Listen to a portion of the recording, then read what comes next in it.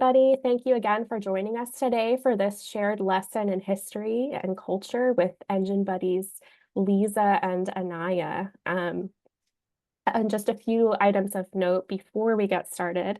We would love for everyone to stay on camera, so as long as you're comfortable doing so, to bring a sense of community and a live feel to our Zoom room today, that would be great. We do ask, though, that you please remain muted throughout the presentation and the Q&A, and this is so that everybody can hear properly and also so that we can get to as many questions as possible. Our speakers have a lot to share today, and it is possible that we may go over our allotted hour by a few minutes. If that happens and you need to drop off, please feel free to do so at your convenience. We will make the full recording available afterwards in our next volunteer newsletter, which will go out February 15th. So now I would love to formally introduce our two speakers, Liza and Anaya, who are engine buddies and have formed an international friendship through their weekly online meetings. Anaya is a high school student from New York, and Liza attends university in Kyiv. And the two have taken turns throughout their time together presenting to one another on various topics related to the politics, history, and culture of their home countries. Since many of us on this call today may be more familiar with American culture and history, Anaya will kick things off with just a brief presentation, sharing some common threads or connections she has found between Ukrainian culture and that of the United States, as signified by a few major historical events. And then Liza will share an incredibly detailed presentation of Ukrainian culture and history, things that I didn't know. I've learned from her already, so I know we're going to have a lot of things that we learned today. So I will first hand it off to Anaya to get us started. Thank you, Emily, for that kind introduction. I'm going to just share a set of slides I made. Can we all see this? Yep, we can see you. Okay, awesome. So my name is Anaya, and I'm going to be presenting the United States portion of this shared lesson in history and culture with Lisa. Sorry. Before we hear about Ukraine's impactful history and culture from Lisa, I'm going to be discussing three events in American history that tie to themes in Ukrainian history and culture. By doing this, I hope to emphasize the common thread that exists in the US and in Ukraine, which is something that Lisa and I have experienced as we've become close friends through Engine. So the first thing that I wanted to talk about was the United States Constitution, which was ratified in 1788, and interestingly covers kind of themes and values that are also critical to Ukraine's history and to Ukraine's constitution, which we'll hear about in a little bit. But to summarize the U.S. Constitution's key ideas, the Constitution focuses on the establishment of a representative government and a direct democracy, which means that people were given the right to participate in their government, to vote for elected officials, and to have representation in the government. The Constitution also set up a system of checks and balances in the government, which was a system designed to balance governmental power by distributing different powers to three branches of government: the executive branch, the legislative branch, and the judicial branch. And lastly, there is a theme of individual rights throughout the Constitution, including the right to life, liberty, and the pursuit of happiness. I want to note that although those are values in the Constitution, this was still a time in US history where there were populations who were being discriminated against and equal rights were not provided to all. But the idea of individual rights is a founding idea in America and is something that is definitely still prevalent in American society today. I also wanted to talk about the US's role in the World Wars because this period of history defined the US's role as a critical international actor today. In World War I, the US allied with the Allied powers against the Central Powers, which included Germany and the Austro-Hungarian Empire. And towards the end of the war, the president at the time, Woodrow Wilson, issued a series of principles called the 14 Points, which laid out the values of international cooperation and international peace, and promoted the establishment of a League of Nations, which was an early model for the United Nations. So a kind of forum where representatives from countries could come together and try to discuss key global issues. In World War II, the US allied with the Allies to challenge the expansion of Japanese imperialism and fight against the expansion of Nazism in Europe. And at the end of the war, the US, alongside with several other countries, a lot of other countries, established the United Nations, which is the critical global forum of international cooperation today. Um, and these two events really importantly reflect how the early to mid 1900s saw the US extend its role in international politics, something which affects the US today because now it has a very large role in international politics. And these events also began to shape the US's commitment to defending democracy or defending democratic ideals abroad, which is something that drives US foreign policy today and has definitely been relevant to the US's role in the Russo-Ukrainian War. Oh, sorry. Lastly, I'm going to briefly discuss the US's involvement in the Russo-Ukrainian War. In the interest of time, I'm going to be talking very broadly about the subject, but I also included two links in my presentation to different resources that go much more in depth. This first one is a timeline from the US Department of Defense about US policies since the war started in 2022. And the second source is also really interesting. It's an article from the Council of Foreign Relations, which is a think tank, and it's about how much US aid is going to Ukraine. And it uses a lot of data sets and diagrams to think through this question. And one point that I found really interesting was it pointed out that since the war started, the most amount of aid the US has given to Ukraine actually happened in April of 2024. So, and that was 2 years after the war started. So it's just, I didn't know that before. And so I just thought it was interesting to explore. Um, but the largest part of the US's support to Ukraine has been the provision of security and aid packages. It is estimated that the US has provided around $65.9 billion in aid to Ukraine since the Russian invasion, just to give a sense of scale. And this supports personnel, military technology, vehicles, aircrafts, drones, and satellites. Another key sphere of the US's involvement in Ukraine has also been international diplomacy. This includes the US's work with other democratic nations who are, showing their support to Ukraine, and also the US's role in international organizations such as NATO, which the US played a role in activating after Russia invaded Ukraine in 2022. And even though I'm highlighting some of the stuff that the US has done, I do not want to at all discount the work that has happened from Ukraine, from the Ukrainian government, the Ukrainian people, the Ukrainian military, because it has truly been incredible. But that's the brief overview.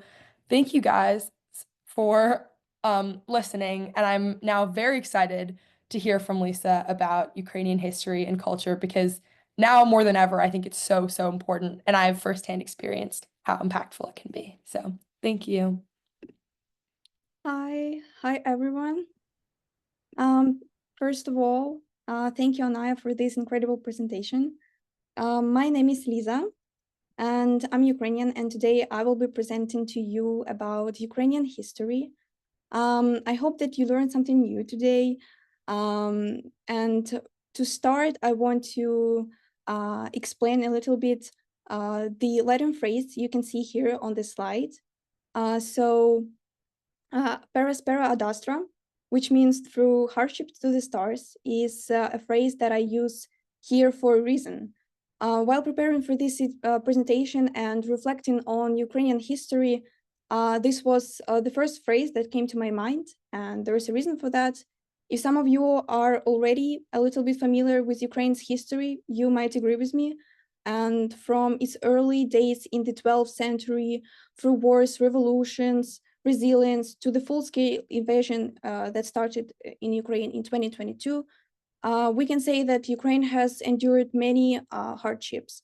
And looking at the bigger picture of Ukrainian history, you'll notice that Ukraine has been always fighting for its rightful place in the world. And even though that many hardships happened, despite everything, it has succeeded. Ukraine has succeeded in preserving its cultural identity and history. And the proof of that is current situation here, and the fact that today we are an independent country.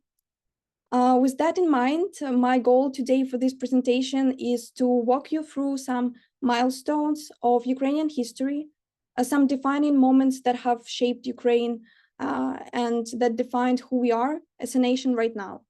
So I really hope to cover everything important, maybe spark your interest in Ukraine, and perhaps even change the way you see Ukraine, your perspective on it. And I really hope that by the end of this presentation, you will learn something and will truly understand that Ukraine is not just a country on the map, but also a whole nation with a story that is really worth talking about and knowing. So I suggest starting with a few general facts to get into the topic.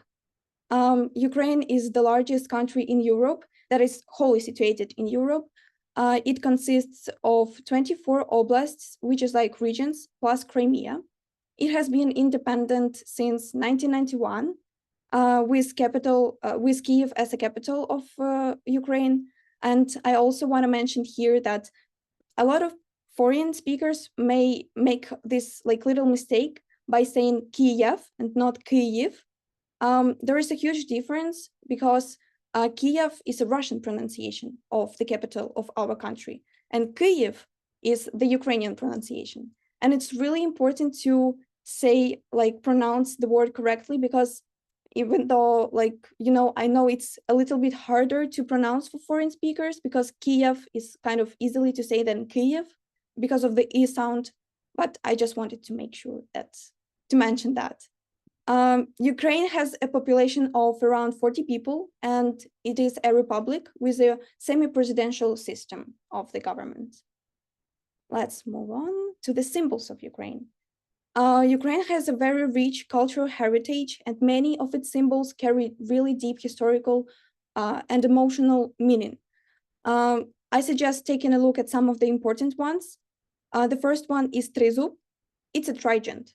The Trezub has been Ukrainian's national emblem since the 10th century. It symbolizes strength, freedom, and historical picture of the Ukrainian state. The second symbol is Kolosok, which is wheat ear. Wheat represents bread, hard work, unity, and the prosperity of Ukrainian lands. Given Ukraine's role as a major agricultural producer, this symbol is really deeply rooted in our identity and culture. The next symbol is Kalina, which is red viburnum. Kalina symbolizes bravery and sacrifice of those who fight for Ukraine. It appears in some folk songs, poetry, even in Ukraine's resistance movements. You may know Vyshivanka, which is like embroidery shirt. It's traditional Ukrainian embroidery that represents cultural heritage and national identity. Also, the symbol of Mother Ukraine, which is the monument here in Kiev. It represents the spirit of resilience and unity of the Ukrainian people. I want to also mention the national anthem of Ukraine. The anthem is a symbol of national pride and sovereignty. It expresses the determination and strengths of our nation. Each of these symbols tell its story about Ukrainians' past and present and future. They reflect our values and even sometimes our struggles and hopes for the better future for our nation. Moving on to the history of Ukraine. The first written mention of the word Ukraine dates back to 1187. It was encoded in the Kievan Chronicle, which records the death of Prince Volodymyr Glebovich. It was the ruler of Kievan Rus. The text in Kievan Chronicle states, after him, Ukraine mourned greatly, showing that Ukraine was already recognized at that time, centuries ago. This is really important because this fact directly contradicts the Russian propaganda. Russians are used to say that Ukraine is a modern creation with no historical roots, like it's a new country that emerged just because it emerged. And in reality, Ukraine has a really deep, well-documented history that stretched back over 1,000 years ago. So this is a really important fact to know. It is maybe one of the most known events in Ukrainian history. It's the Christianization of Kievan Rus. The adoption of Christianity in Kievan Rus, which was a historical predecessor to modern Ukraine, led to spread of literacy in Ukraine, art, architecture. It laid out the foundation for Ukraine's rich culture and cultural heritage. So this was a very important event in Ukraine's history. We are moving on to the 16th and 17th century on Ukrainian history, which is also my personal favorite topic because it is tied to the Cossacks and their government, which was called Vійсько Запорозьке. Basically, it means Zaporozhian host. First, let me explain who the Cossacks were. From Tatar language, it means free warriors or free people. They settled in what was then called wild fields, and they established their way of life there, freeing themselves from slavery and freeing themselves from Polish and Lithuanian nobles. Over time, this settlement became the real foundation of the future of Ukrainian state. It is also important to know that these were people who were slaves, but did not want to obey. So they escaped the slavery and lived there for a very long time. You can see right here, almost 200 years. But the Polish and Lithuanian lords did not allow them to do that. To like, how can you let your slaves escape, right? Because there is a purpose for that. They did this because the Cossacks became a very skilled warriors and defended the borders from the Polish-Lithuanian borders from Crimean Tatars. And you know that at that time, the Tatar attacks were really harsh, and at that time, they destroyed the lands and the villages, and it was like very harsh for them to defend the lands. So the Polish and Lithuanian state decided to protect their land from Tatars using Cossacks. Obviously, such system couldn't exist for a very long time. So there was like a new concept that appeared later, which was registered Cossacks. Those were Cossacks whom the Polish government, the Polish kings, recruited into their service in exchange that that Ukrainian Cossacks would be loyal, and they even gave such registered Cossacks some privileges. For example, they could give them some lands, money, property, or even something else. This was like always a special phenomenon, and there is a lot to say about this topic, especially about the societal structure and state system of the Cossacks. Their democracy is really a huge phenomenon at that time. In those days, the government that used democracy as the main principle is really amazing, in my opinion. But there is still a lot of material to cover, so let's stop here and move on to the next. A little bit more about the Cossacks, okay? Now we will talk about the defining moment in Ukrainian history. It was the National Liberation War led by Bogdan Khmelnytsky. Bogdan Khmelnytsky was a ruler of Vійсько Запорозьке, which was the government of Ukraine at that time. This wasn't just an uprising, it was a full-scale struggle of Ukrainian Cossacks against Polish domination and against Lithuanian domination on Ukrainian lands. It was driven by social, economic, also religious even tensions between Ukrainians and Polish government. The Cossacks at that time, led by Khmelnytsky, they sought autonomy. There wasn't really a thought about independent Ukraine at that time. It was not possible. And Ukrainian Cossacks knew that Ukraine couldn't be independent. That's why they sought autonomy within the Polish government. But the war quickly turned into a broader fight, which was a huge fight for Ukrainian statehood. One of the most significant victories was at the Battle of Zhovty Vody, where the Cossacks, Ukrainian Cossacks, allied with the Crimean Tatars, which is also very important. Crimean Tatars and Ukrainians have a huge similarities in histories. We were really friendly at that time, as well as we are now. So Crimean Tatars and Ukrainians dealt a serious, how to say, like a blow to Polish forces. And this alliance between Tatars and Cossacks, it was really beneficial. But later it became unstable, I should say, because something complicated the course of the war. We will not get into the details, but soon the war ended, but it really gave the foundation for the Ukrainian state. So it had its results. And this period was a really turning point in Ukrainian history. It proved that Cossacks were not just warriors or just free people who escaped slavery, but also they were a huge political players. They really shaped Ukraine's future at that time. Thanks to them, we now have independent Ukraine, we shall say. But as we'll see, the consequences of these events were like both a victory and some kind of a challenge for Ukrainian sovereignty. And we will see why on the next slides. Let's move on.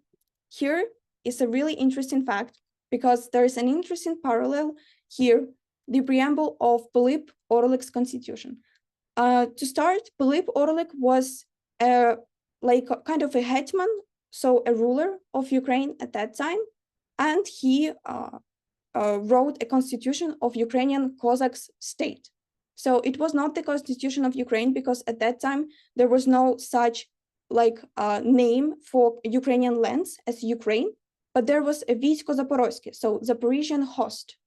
That's why the Pylip Orlik, who ruled those lands, he wrote the constitution of the Ukrainian Cossacks in 1710. And the preamble of this constitution does indeed share some similarities with the US Declaration of Independence, which is very interesting. And it has similarities in terms of its some kind of appeal to God, to divine justice, and the right cause of liberation at that time. Orlik constitution begins with words like with the reference to God. It invoked also divine authority and justice, much like the US Constitution, Declaration of Independence, which also appealed to nature's God and the overall idea of natural rights. So in both documents, the legitimacy of the actions were taken like to grounded in not just principles, but in a higher moral and divine authority. For Pylip Orlik, this constitution reflected that the Cossack wanted their autonomy again, not the independent state of yet, but the autonomy and some maybe a little bit of the independence and a little bit of the protection of Ukrainian people from all the foreign oppression that occurred at that time. For example, Russian, Polish, Lithuanian, especially from the Russian Empire.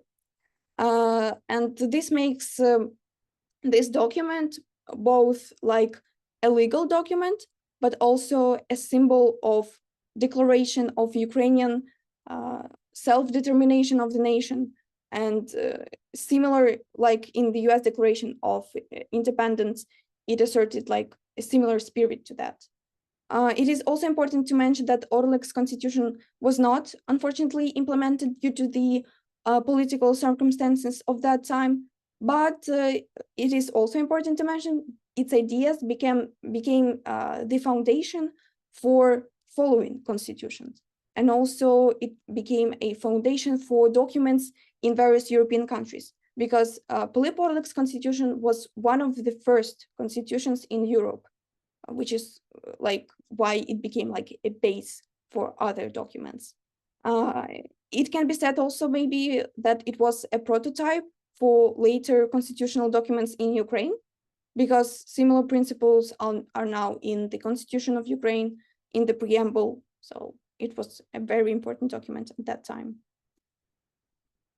Moving on to the abolition of the Hetmanate in 1764 by Catherine II. Hetmanate is basically the fact that Ukraine had its hetman, and hetman was a ruler. So by this abolition, Catherine II, she just restricted Ukraine from having its right authority, right government. So Ukraine could not have the government anymore. If you don't have the hetman, if you don't have the ruler of the country, you cannot have the country at all. This why it marked the beginning of mass Russification of Ukrainian lands, and it stripped Ukraine of its authority like fully. A century later, as you can see, the Ems Ukaz by Alexander II was introduced. It was a document that banned Ukrainian books, theater, Ukrainian music, Ukrainian education, and Ukrainian language on Ukrainian lands. And of course, the Russian Empire, if there was any Ukrainian language at all.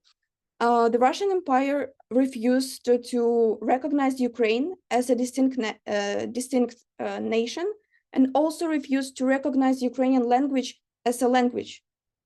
We can see that Russian authority, Russians as a whole, called Ukraine at that time Malorossia, which basically means, if we translate it, Little Russia. They called Ukraine Little Russia, and they also called Ukrainian language Little Russian dialect. This was like a clear attempt to erase Ukrainian identity from Ukrainian lands. And to be honest, this is really nothing new, because even today, in some territories in Ukraine that are occupied by Russia, the Ukrainian language is being erased. Children cannot read in Ukrainian because there are no books in Ukrainian. Children cannot study in Ukrainian because the language at their school is Russian. All books are Russian, and speaking Ukrainian is prohibited. So you can see some parallels to the current full-scale invasion from these facts of the Ukrainian history. So it was not just in the past. It is here now with us. Still, Ukrainian language is being banned by Russia, and Russia is clearly trying to suppress Ukraine's identity, culture, and language. But fortunately, history has shown that all these attempts to erase Ukraine have failed, because still Ukraine is now independent, and we speak Ukrainian language here, so they will fail again too, hopefully. We will move on to the very serious and important event in Ukrainian history, the Holodomor. The Holodomor was not a natural famine, it was a man-made famine, deliberately orchestrated by the Soviet government. The goal of this famine was to truly exterminate Ukrainians and to break Ukrainians' resistance to the Soviet government and Soviet rule at that time. They wanted to crush any attempt to for Ukraine to gain its independence again. At that time, millions of Ukrainians starved to death, not because of natural events like bad harvests or anything, but because food was taken away from them, and because the borders were sealed So it was truly a genocide by starvation. Holodomor is now officially a genocide. So it's on the official level. We can call Holodomor, that famine at that time in 1932 to 1933, a genocide of Ukrainian nation. So for centuries before Holodomor, a little bit of the background of that. For centuries before the Holodomor, Ukraine again struggled for its independence and statehood. You can see that by the mid of the 17th century, it was divided between Poland and Russia. There was no independent state of its own, but they were Ukrainian people and Ukrainian nation that spoke Ukrainian language, had their Ukrainian culture. That's why Ukraine faced at that time lots of oppression and colonization, especially Russification and Russian repressions.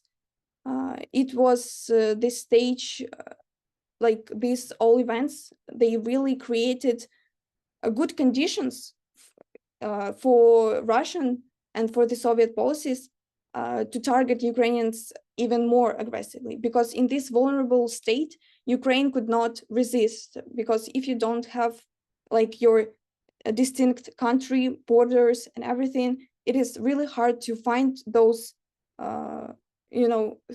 strengths to resist to Russian oppression. Also wanted to mention that one of the key facts leading to the Holodomor was Stalin's policy of collectivization.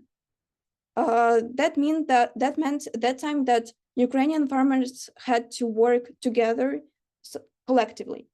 And at that time, Russian Soviet government, they referred to Ukrainian farmers as kulaks by the Soviets, and they resisted being forced into this collective system, collective farms, because each kulak, as they were called by Soviet, had their own like home, their homelands, and they wanted to work independently, right? But came Stalin, and he imposed this policy of collectivization, which led to mass uprisings from Ukrainian farmers. Stalin, at that time, really saw Ukrainian people, and especially peasantry, as it was like a main target at that time for Soviet government, because Ukrainian peasantry was like a backbone for Ukrainian identity. In the villages, more people spoke in Ukrainian language, more people preserved this Ukrainian culture. So all the culture, traditions, and language were mainly in the villages, because as I mentioned before, the documents that were imposed by Russian Empire, Soviet governments, they really banned all the Ukrainian language traditions, but mainly in the cities. It was harder to influence peasantry at that time. So Stalin found a new way to target peasantry, to crush Ukrainian nationalism there. He targeted people in villages with such kind of brutal policies, which led to mass starvation. So he basically decided to exterminate Ukrainian peasantry and Ukrainian nation as a whole. I want to show you this picture you can see in the background, which is the picture from that time. You can see it from the chronicles. We now see at this slide that the sense of national identity among Ukrainian peasants, combined with their mental individualism, conflicted with the ideology of the Soviet Union. That's why the Holodomor happened. That's why Stalin wanted to exterminate Ukrainians, to starve them to death, because it just conflicted with the ideology of the Soviet Union at that time. To explain a little bit better the conditions in which Ukrainians lived at that time on Ukrainian lands in Ukraine. So this is basically Russia's plan to exterminate Ukrainian nation in times of Holodomor. It was really important to exhaust Ukrainians, because as I mentioned before, there were many uprisings at that time. So people really were really fighting to against this Soviet rule. So the main goal was to exhaust Ukrainians. That's why a Soviet government imposed unrealistic grain programs on Ukrainian. It was like a grain producement plan, basically, for villages in Ukraine. At that time, Soviet Union demanded 356 million poods of grain for whole Ukraine. It was basically to exhaust Ukrainians by the hard work. As you can see, there were lots of never-ending work days. So Ukrainian people in the villages, they worked without stopping. That's why. It is also important to mention Stalin's allies. At that time, it was Kaganovich, Molotov, and Kosyor. Those were people who worked with him. And it is really important to know their names too, because they were the one who basically killed so many people. It was like around 5 million people of Ukrainian at Ukrainian lands. And they were at that time already aware that the famine was spreading, and they only contributed to it more. So nobody really wanted to stop. The next step is to starve Ukrainians to death. They imposed fines for not meeting the quotas. They completely confiscated of all grain supplies or other food products from Ukrainian houses. It was basically like that you live in your house in the village, you have your land, you have your grain and everything, but one day the militants come to your home and they take everything, and you just left with nothing, basically. And plus to that, you have to work every day, and all the producement grain that you work for on the lands will go to the Moscow and not to your family. So that was the conditions at that time. And this genocide was legalized with a lot of laws at that time. For example, with the law that called 5 years of wheat law. This law basically punished the peasants who tried to gather leftovers on the lands, leftovers of the grain. So there were lots of harsh penalties for that, including even execution. And a lot of people during Holodomor died not only because they starved to death, but also because they tried to basically steal, but it's not, we cannot call this stealing. They just tried to feed their families, but they were trying to gather leftovers of the grain at the lands, and they were trying to find some food for their families. For such kind of people, Soviet government at that time, they sent special groups to forcibly basically seize all the grain, and often these groups, special military groups, they used a lot of terror and violence to just people who lived in villages. There was also this system that called the blackboards system. Blackboards were only unique to Ukraine. So Soviet government specifically designed this system for Ukrainian villages and cities. Basically, if we were talking about the plan, grain producement plan for Ukrainian villages. So if the Ukrainian village, the whole village, could not comply with this plan, so they did not so they said you need to make 10 million poods of grain, and this is for your village, a task for your village. And if Ukrainian village could not comply with it, because, for example, half of the village is dead because of the famine, then there was this blackboard where the name of the village was written. And every village that was written on this blackboard was being sealed off. So this way, Soviet government also prevented any food trade between villages, because Ukrainian people could also help each other, right? For example, one village is more capable of working, right? There are more people, less people are dead there. And you could think that maybe Ukrainian people could help each other and exchange the food, grain, etc.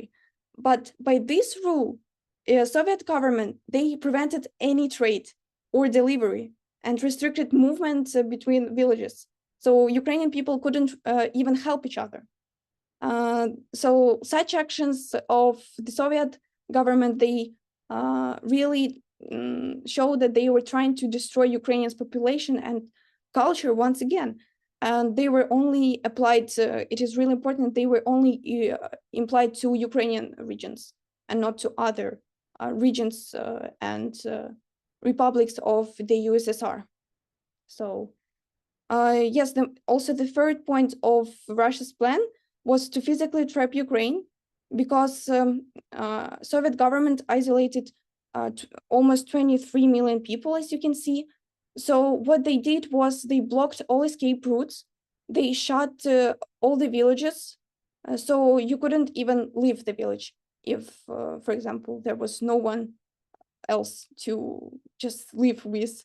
To do so, the Soviet government placed military on the borders, and if someone tried to traverse the border of the village to maybe find some food or move to another village, they just killed those people who tried to escape. This was basically the plan at that time. As you can see, these images show really horrifying reality of the Holodomor, of the famine in Ukraine. It's not the most violent pictures you can find, but I'm sure they truly show the horrifying reality of the Holodomor and the truly tragedy of Ukrainian people. You can see that entire villages were left to starve to death with family and children. Some people were dying directly on the streets. So, and nobody removed the bodies. So, yeah.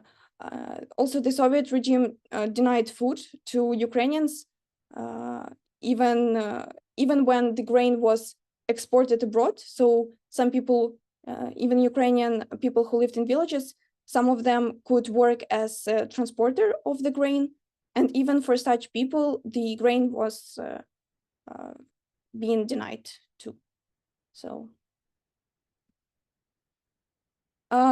here you can see the death toll of the Holodomor. It is staggering between 3.5 to 5 million people. It is obviously hard to say because nobody made any records of Ukrainian people that died, or even in some villages there was no people to do so because everybody was dead. Some estimates are even higher than 5 million people, and this is really shows, and it was only in Ukraine. We are not talking about other regions. This was not just a famine, but we can truly see that it was like a calculated act of a genocide, of mass murder through starvation to death by Soviet government. This is a really important and interesting slide.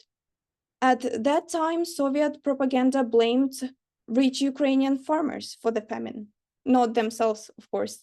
As seen in this 1933 Soviet newspaper under the banner of Lenin. So you can see it's a Russian newspaper, but it is written in Ukrainian language, by the way. So yeah, just to fully spread propaganda. They even wrote newspaper in Ukrainian language. You can see that it is, I'm sorry, you cannot see because it's in Ukrainian. So I will translate basically what it says. They blame kulaks for the famine. They say that there is no bread because of, we are starving because of the kulaks, and kulaks are Ukrainian rich farmers, basically. They say that while some of Ukrainian rich farmers have a lot of bread in their houses, some people are starving. So basically, Soviet propaganda blamed rich Ukrainian farmers. In the contrary, as you can see, Western journalists, like those that reported from American newspaper, they exposed the truth of the Holodomor at that time. You can see the American newspaper dating back to 1933, so the same time. And you can see that it says the contrary. So Ukraine was experiencing mass death, hunger, despair, everything. So this way, the Soviet Union tried to cover up its crimes, I would say, because genocide is a crime. And this way, Russians tried to cover up the Holodomor.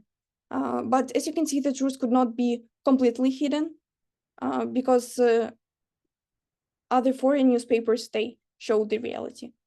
Not right away, because the Holodomor started in 1932 and the newspaper is 1933. But here you can see the quote by a famous Ukrainian candidate of historical sciences, who is Vasil Yablonsky.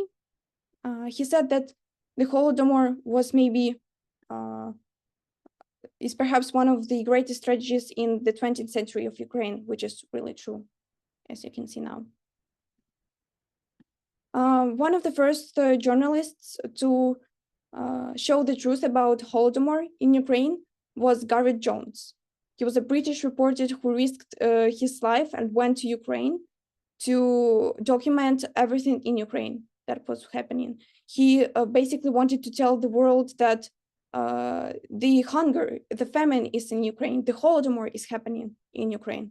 So because many countries in the world did not know that Ukraine suffered this much. A Soviet government constantly was making statements like, Ukrainian lands are flourishing, the life is great, Ukrainian people are happy, and everything. But it was not true, obviously, because people were dying at that time. His story, the story of Gareth Jones, is portrayed in the film Mr. Jones. It also called The Price of Truth in Ukrainian. So I personally recommended this movie to Anaya when we were talking. So I hope she learned more about this history and this event. Yeah, because it truly showed what was happening. I also highly recommend it to you as well. It's a very powerful reminder for all of us that what was happening at that time. So the truth, and that the truth cannot be silent, because even through movies we can show what was happening at that time. Also important note that in 2006, the Holodomor was recognized as a genocide of the Ukrainian people, as I said before. It was the law of Ukraine, and it's called the Law of Ukraine on the Holodomor of 1932-33 in Ukraine. And in 2010, the Kiev City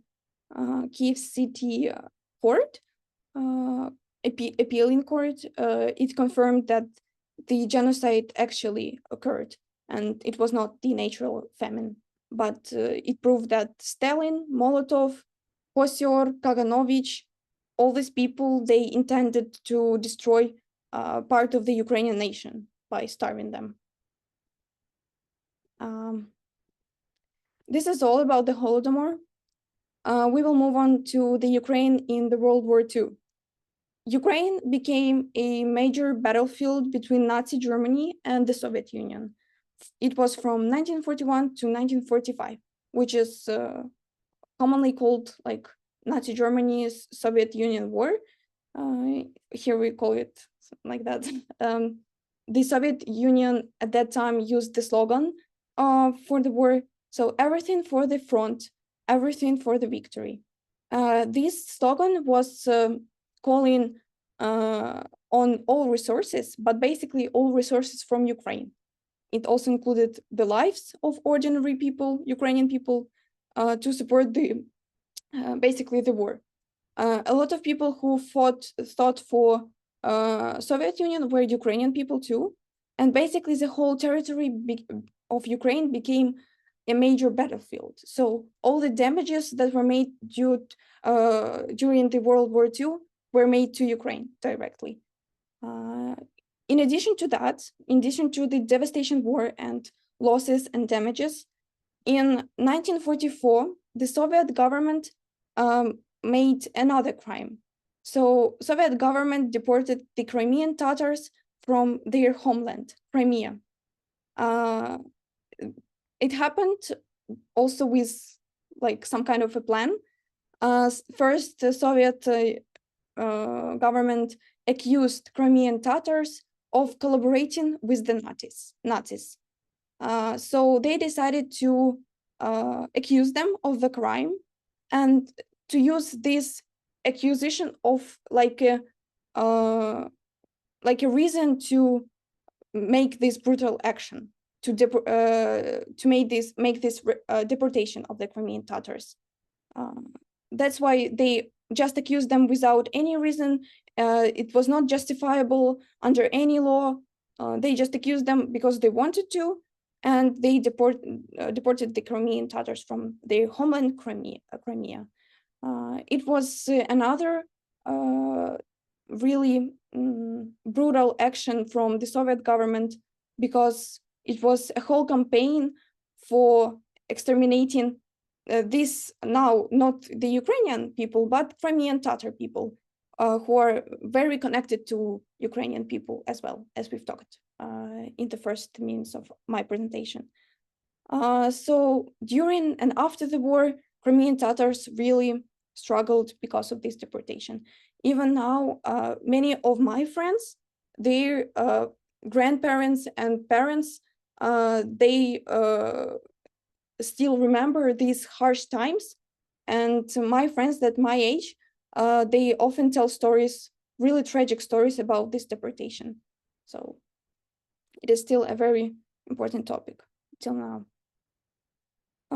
So now on this map, we can see the movements of German Nazis as they advanced through Ukraine during World War II. We can also see the Russian movements here on this map. And what's really important and crucial to understand here is that when the Soviet forces eventually moved in, Russia often refers to this movement as a liberation of Ukraine. Because before that, there was German Nazis, they occupied Ukraine. And then Soviet military, they moved in. So they Russians call it the liberation of Ukraine. However, this was not a liberation at all. What actually occurred here and happened was like a shift from one occupation to another occupation. So it was not the liberation of Ukraine by the Soviet Union from the Nazis. It is really important because this fact is very widely used by Russians now to spread propaganda, saying that they basically say that we made this liberation of Ukraine in times of World War II, which is not true because it was an occupation.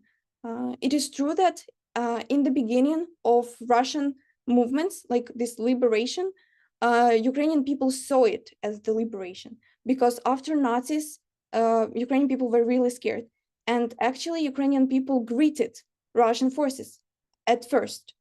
But then, as the Russian forces started their Russification, repression, oppression, collectivization one more time, Ukrainian people realized that it's not a liberation at all, it's occupation again. So we can see that, again, we see the denial of Ukrainian sovereignty and culture, because when the Russian forces came, they started the policy once again. On June 30th, 1941, the act of restoration of the Ukrainian state was proclaimed. Here is where the happy history begins for Ukraine, I would say, because this was a very crucial moment for in Ukraine's very long struggle for independence, as we saw, like from the 16th century, when it was oppressed by Polish and Lithuanian and Russian rulers. And during World War II, Ukraine declared the restoration of Ukrainian statehood. So it is really important to notice the word restoration and not like the declamation of the Ukrainian state, because at that time, Ukrainian people, they knew their history. So they knew that Ukraine is not the country that emerged just because it emerged. They knew that they have their language, culture, people. So at that time, people who declared the act of restoration, including Stepan Bandera. I hope that some of you are familiar with him. He was a very key figure in the Ukrainian history and nationalist movement. He also played a very significant role in this declaration specifically. So Ukrainian people realized that we have our country for many centuries already. And it's not the declaration of the Ukrainian state, it's the restoration of Ukrainian state. And as you can see, Bandera said, "We have entered the battle now, unfolding to fight for independent and free Ukraine. We are fighting for Ukrainian ideas and goals." You can clearly see that there was like this understanding of Ukrainian culture, identity, and nation at that time. Also, Stepan Bandera's leadership really at that time helped to shape what at that time was like Ukrainian sovereignty. So it was a really hard period for Ukraine, but also Ukrainian people managed to declare the restoration of Ukrainian state. Shortly after that, just after the declaration, it was in Lviv. Stepan Bandera was taken to the Nazis were holding people hostage. Yeah, sorry, I forgot the word. So basically, it was not that successful because just after the declaration, all the organizers and leaders of that movement were being hostage. So here you can see that in the film Unconquered, it's a Ukrainian film, there is a powerful scene portrayal of this historical movement that occurred, the proclamation of the Ukrainian independence, which maybe we can watch if time allows us. Liza, I think we may not have time for the video today, Okay. but I think if you can provide the link, we'll definitely share it afterwards. Yes. In this presentation, this is the link, so you can watch it. This is a very key event in Ukrainian history. And while preparing for the history exams, Ukrainian students learn this quote by heart because it's a very key event. This slide touches on some important events in Ukraine's history, like Zhdanovshina, which was the act of fight against Ukrainians, intellectuals, so fight against Ukrainian bourgeois nationalism. Also, it mentions the 1960s, when many Ukrainian intellectuals were arrested, killed, repressed by Soviet government because they were writing the books about Ukrainian culture, the life of Ukrainian people. They basically advocated for national identity at that time, and that's why they were being killed by Soviet government. And moving to the late 1980s, as you can see, the People's Movement of Ukraine, which was led by Vyacheslav Chornovil, also a very key figure in Ukrainian history. This movement sparked a real beginning of national revival of Ukraine. And as you can see, one of the first public protests took place in 1990. It was a human chain from Kiev to Lviv. So people were standing and holding their hands just from Kiev to Lviv. So it was like a symbol of Ukraine's growing, like a desire to gain independence and sovereignty. Also, the Declaration of Independence of Ukraine. This happened in 1991. Basically, the Verkhovna Rada, the parliament of Ukraine, of the Ukrainian SSR, obviously adopted the act of proclamation of Ukraine's independence by a wide majority vote. So it was a legitimate declaration of independence. As you can see, the Levko Lukyanenko was the author of this proclamation. He is a very key figure, so I also left a link to his interview. I believe there are English subtitles so that you can watch it. It is very informative and important too in this context. Here are some quotes from the declaration. So based on the right to self-determination outlined in the Charter of the United Nations, you can see, so independence of Ukraine. Here you can see the vote paper for the referendum of the Declaration of Independence of Ukraine. So basically the question was, do you confirm the act of Declaration of Independence of Ukraine? And if you yes, you circle yes, and no, no. And here you can see the results of this referendum. Basically 92% of people, Ukrainian people, agreed that Ukraine is independent.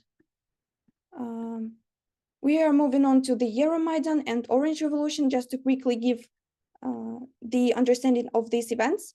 So Euromaidan is a series of protests that took place in 2013 and 2014. They were triggered by Yanukovych. Yanukovych was a president at that time. Yanukovych's decision to suspend the EU association agreement. Obviously under pressure from Russia. Once again, Yanukovych was a pro-Russian president in Ukraine.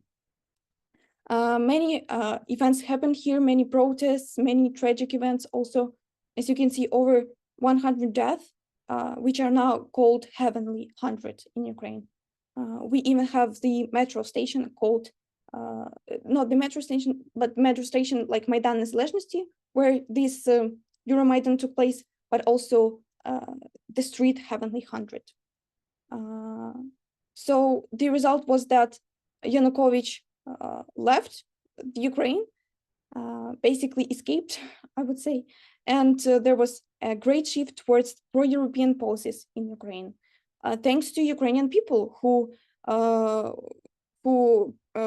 organized these protests. So Ukrainian people couldn't cope with pro-Russian government. That's why they were so eager to be in Europe, be the part of European Union. And it is still now, still we are on our path to Ukraine, to European Union, and hopefully this would happen soon. Also, the Orange Revolution, sorry, a bit I first should have referred to Orange Revolution, but okay, it was basically a scandal and a protest in the same time that happened in 2004 because of the fraud in presidential election. So Viktor Yanukovych and Viktor Yushchenko were competing, and by the vote, Viktor Yanukovych won. But it was a fraud, people realized, because most of the people voted for Yushchenko, because we knew that Yanukovych was a pro-Russian politician.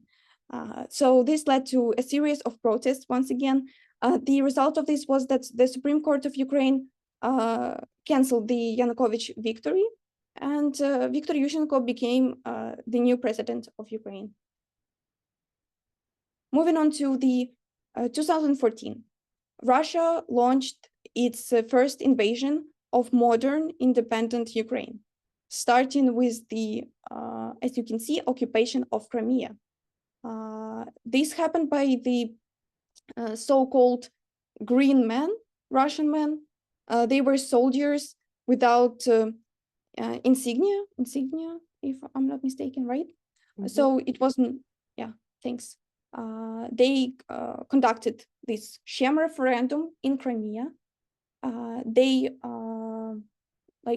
also made this referendum fraud.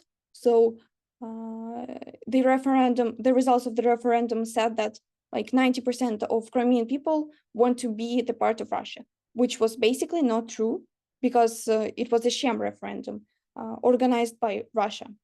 That's why it was really easy for Russia to annex Crimea, even despite this global condemnation and everything. It was really easy for them to do so. At the same time, there was the fighting that broke out in eastern Ukraine, particularly in Donbass, where the Ilovaisk massacre occurred, that killed 368 people. A lot of people died.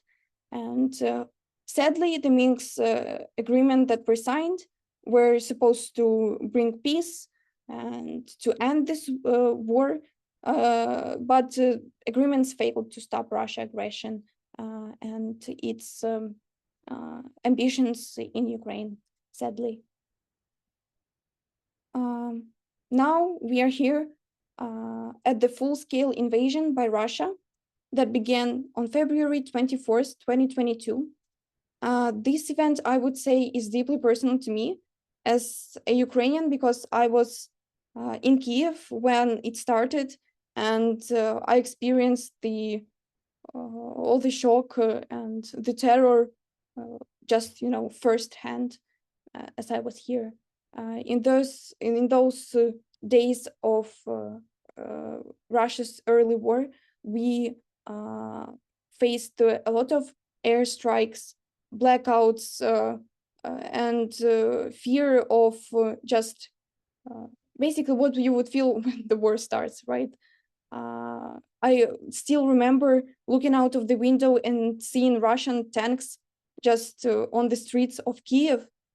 I live in the center of Kiev, so it was just a shock. Also, Russia initially planned to capture Kiev in 3 days. Maybe you would know that. But fortunately, their advance was truly halted by Ukrainian forces. The invasion wasn't just limited and isn't just limited to military targets. Russia has been targeting with rockets and missiles not only military objects, but also civilians, cities, residential buildings, hospitals, schools, kindergartens. Till this day, everything is happening. Everything is still happening, and these actions. We know that these actions violate international law, but despite this, somehow Russia refuses to, call it a war, and it refers to this as a special military operation. They also somehow are able to commit crimes, atrocities in Ukraine, despite everything. So here you can see the main Russia's war crimes here in Ukraine. You can see Ohmedit Children's Hospital. It was struck by the missile.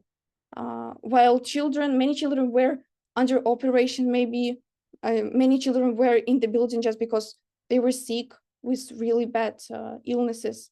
And adding to their illnesses already, they were feeling, they already suffered. They also endured this strike of the hospital. Also, the Azovstal, which is a steel plant in Ukraine. You would know that the phosphorus bombs that were launched at Azovstal, many people died and the soldiers were captured there hostage. So Kakhovka Dam, not only civilians and military objects are targeted, but also the nature also suffers from Russia's war crimes. As you know, the Kakhovka Dam was destroyed. Natural resources suffered. Many people who lived nearby also suffered because their houses were drowned in the water. Here you can see the picture of Mariupol. It was in the past just a city, right, where people lived and everything. Now it's just destroyed, fully destroyed. Some more crimes of Russia, for example, mass murder of Ukrainian prisoners in Olenivka, Russian terror in Bucha. Bucha is also gone.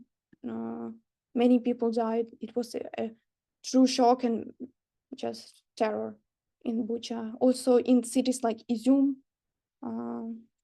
countless of crimes, really. Here you can see the attack and capture of the Chernobyl and Zaporizhia nuclear power plants, which also really it affected our energy systems. So that's why the blackouts occur. That's why we have like this threat of nuclear power being destroyed and damaged. Also, an important picture of, you can see here, the inscription "Children" in front of the destroyed drama theater in Mariupol.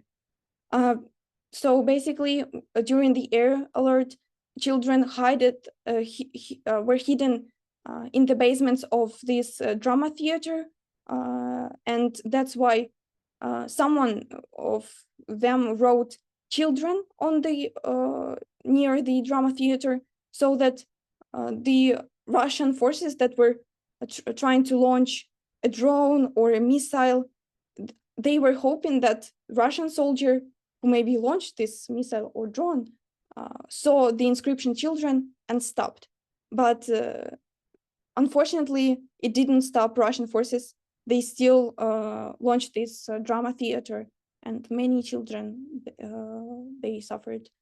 So this truly shows the nature of Russian people that are, despite everything, despite the inscription "children," still target drama theater where children were hiding. As you can see, many more crimes, obviously.